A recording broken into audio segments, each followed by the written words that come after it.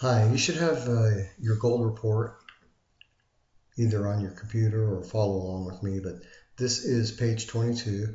I want to start it with the typical medications that we use treating patients with chronic obstructive pulmonary disease. And so this is a nice table that tells you all the drugs in classified fashion. Along the top, the drug, whether it's inhaler, the microgram dose, a solution for nebulization in milligrams per ml, oral, vials for injection, and duration of hours of action. So this is a good reference chart for your meds, and I'll try to identify the ones that are probably commonly used in outpatient treatment and management of chronic obstructive pulmonary disease. So it's short acting and we have long acting. So the most popular beta 2 agonist short acting is going to be albuterol or salbutamol.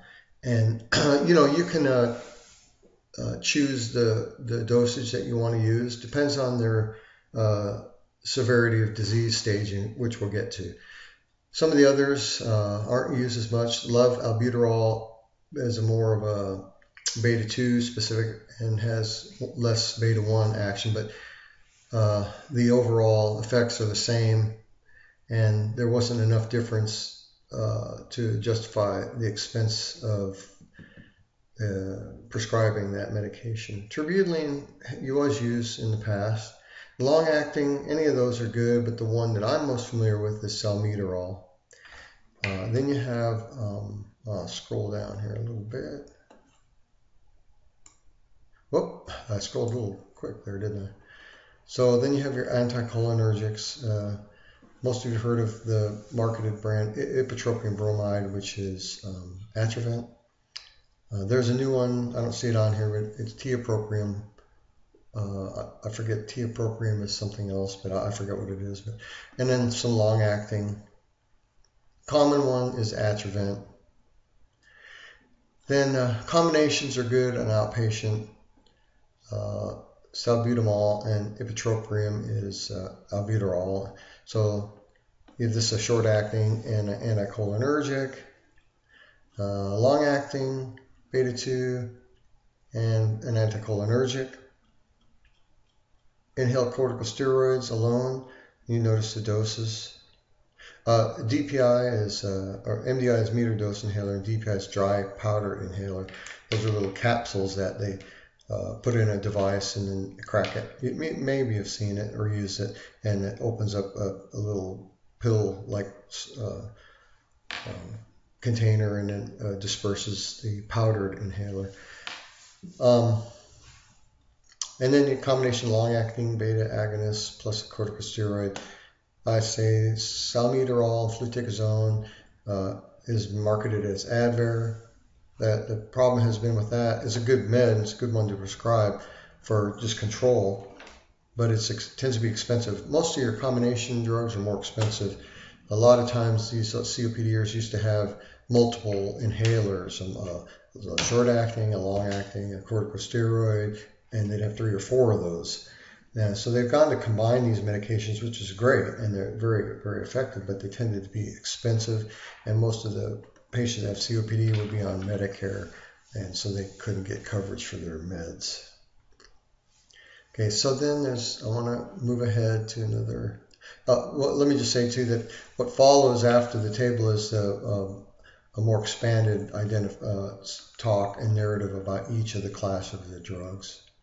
It talks about beta 2 agonists, and it refers back to the evidence, which is in the first part of this document. But I wanted to go to select pages. So it talks about anticholinergics. We'll talk about evidence for use, adverse effects, so forth and so on. Let me run ahead here a little bit. Non-pharmacologic therapies, I'll leave that for you to look at. And benefits of pulmonary rehab, I'm kind of going quickly here because I want to, but that's on page 36. So you can kind of jot these page numbers down. Let's get on to the next chapter. Management, so goals, of course, relieve symptoms, improve exercise tolerance, improve health status, prevent disease progression, prevent, treat exacerbations, reducing mortality.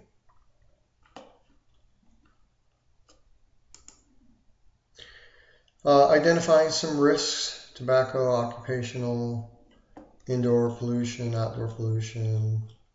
Then here's a model that can kind of help you. I'll zoom a little bit here. So you got these different quadrants. So high risk, low risk. Okay, greater than 2 or greater leading to 1 leading to hospital admission, not leading to hospital admission. So risk and exacerbation, 1 to 2 exacerbation. Risk, gold classification of airflow limitation, which is 1, 2, 3, or 4. So you'd have to look at airflow limitation on another table. So symptoms: breathlessness, okay, and it gives you the risk category. So these help guide treatment and disease severity. So patient category A, low risk, less symptoms, spirometric classification, gold 1 or 2. And there's another document in the gold classifications that you can look at for that to identify the meaning of these. Low risk, more symptoms; high risk, less symptoms; high risk, more symptoms. And then I'll show you another table. We'll go back to previous view. Boom. And back to previous view. I've got to keep going back. Okay, so I'm going to change that back to my hand tool. And okay, so we're on, what page are we on here? Oh, let me just go back up here and just read a bit of this.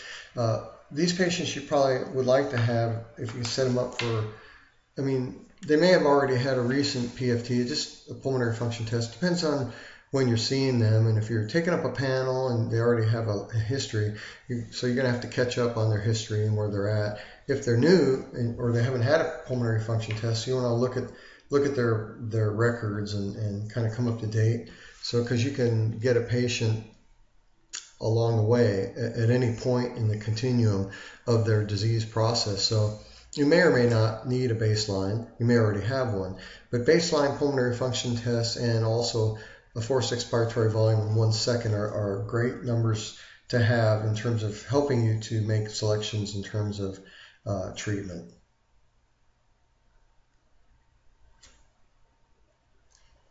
And often the pathophysiology of COPD does include some amount of bronchodilator reversibility. So although beta agonists and anticholinergics aren't as impressively, you don't see as great of an impressive response as you would in an asthmatic, they are helpful. The problem is in COPD, of course, you have destruction of lung parenchyma. So they've lost lung function and just the amount of alveolar structures. And pharmacologic treatment, and I mentioned how you group your patients in, and some of it is data driven, and you have some objective criteria that you can use along with just non-objective criteria, the sense you get about the patient, what the patient's reporting. So patient group A, and you can see sort of where you can start, what drugs you're going to use. We're in short-acting anticholinergic, PRN, or short-acting beta-2 agonist, PRN.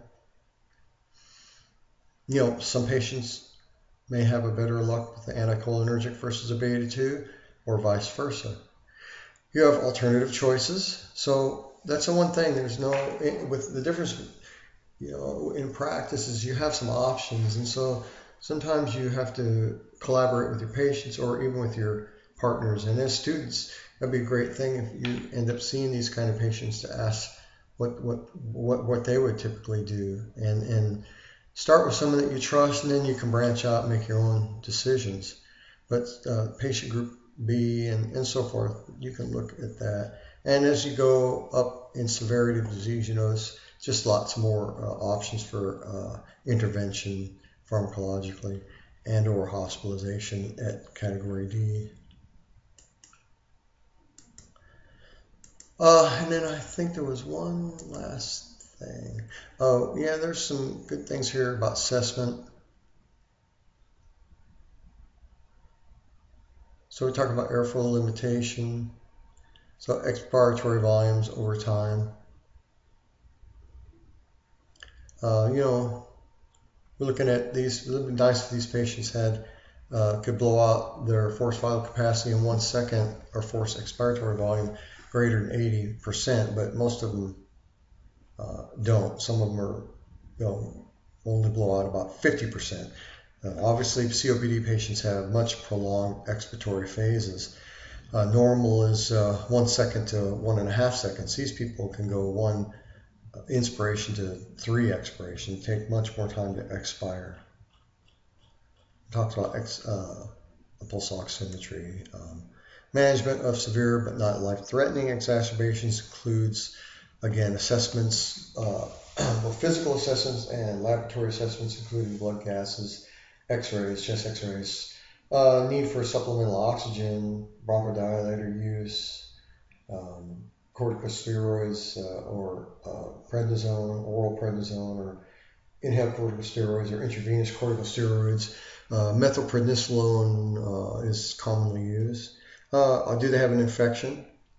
Non-invasive mechanical ventilation, fluid balance, nutrition. These people require high calories because they expend a lot of energy.